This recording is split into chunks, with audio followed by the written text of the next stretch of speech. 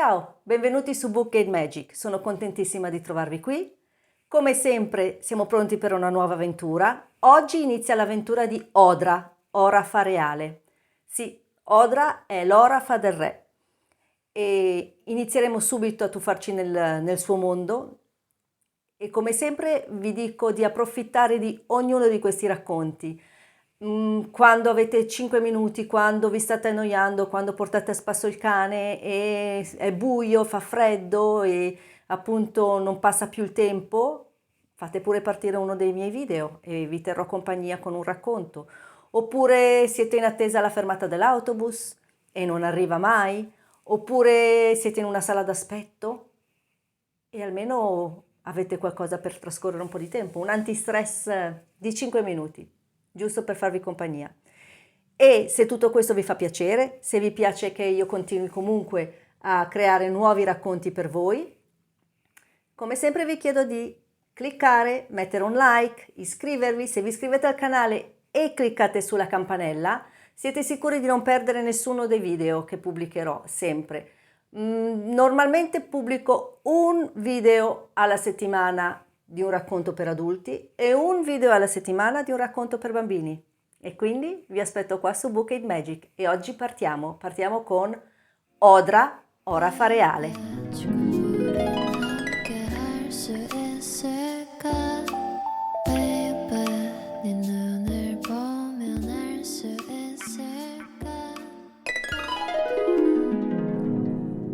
Col ginocchio appoggiato a terra e il capo chino, Odra aspettava che il re terminasse di parlare col primo generale Anteus.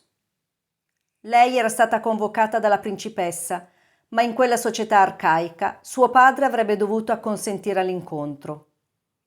La fanciulla a breve sarebbe convolata a nozze e l'autorità del padre sarebbe passata al consorte. Per Odra tutto questo era assurdo.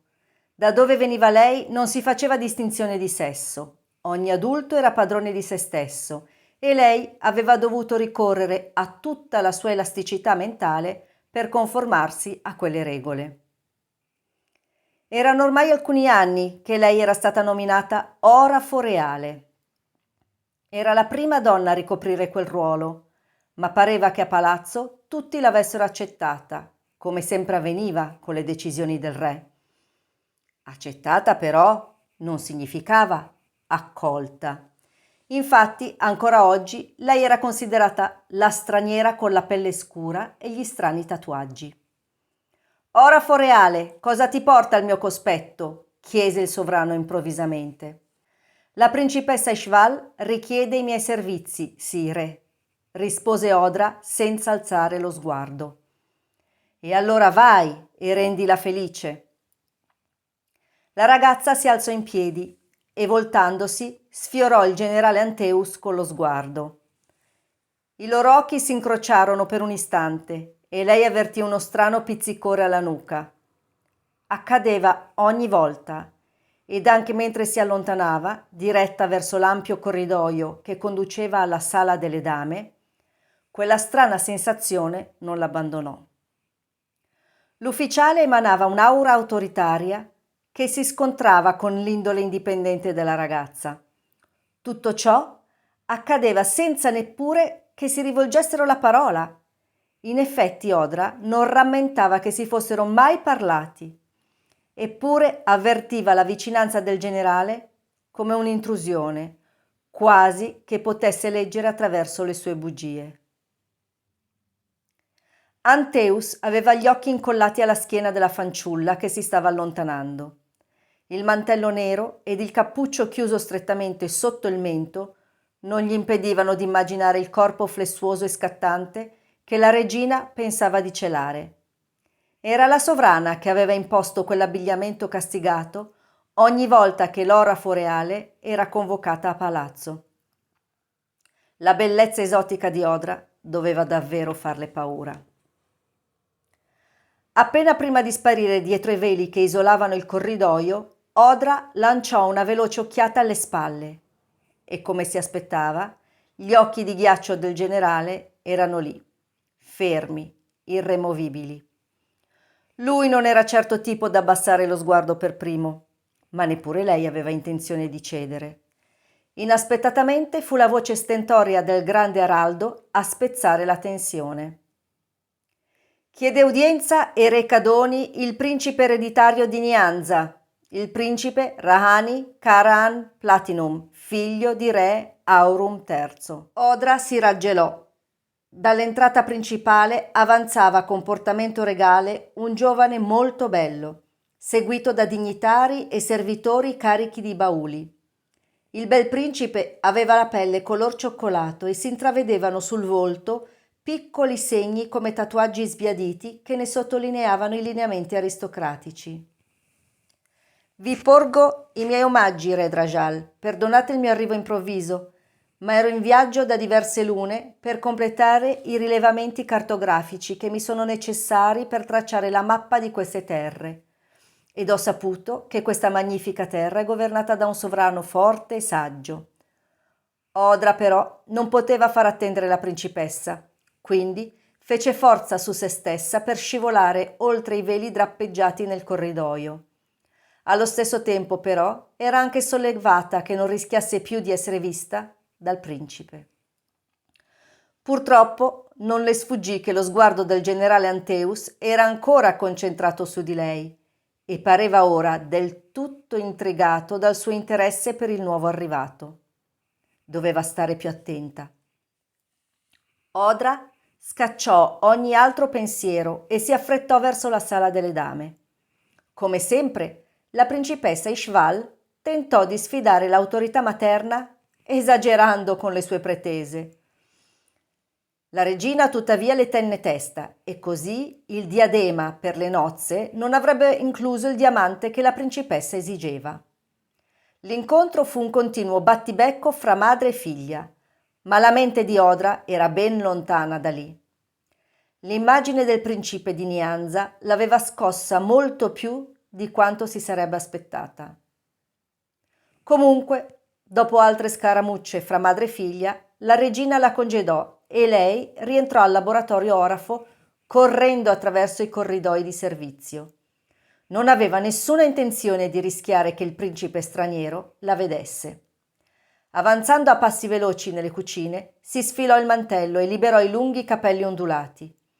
Costeggiò l'assolato perimetro orientale del palazzo e finalmente scorse la frescura della sua bottega. Come al solito, 2 guardie reali vigilavano all'entrata. Il re voleva essere certo che i preziosi che lei custodiva fossero al sicuro.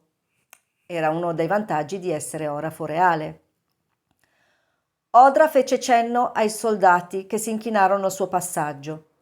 Appena fu dentro, gettò il mantello in un angolo e si versò dell'acqua da un otre conservato in un vano scavato nel pavimento. Un rumore di passi alle sue spalle la fece voltare e ciò che vide la paralizzò. L'uomo di mezza età era alto e muscoloso, eppure crollò in ginocchio dicendo commosso: «Principessa Odexia, vostro fratello aveva ragione». Subitanea fu la reazione della ragazza che chiuse la pesante tenda di velluto che ostruiva l'entrata. Nessuno doveva udire quella conversazione. «Alzati, mio buon amico».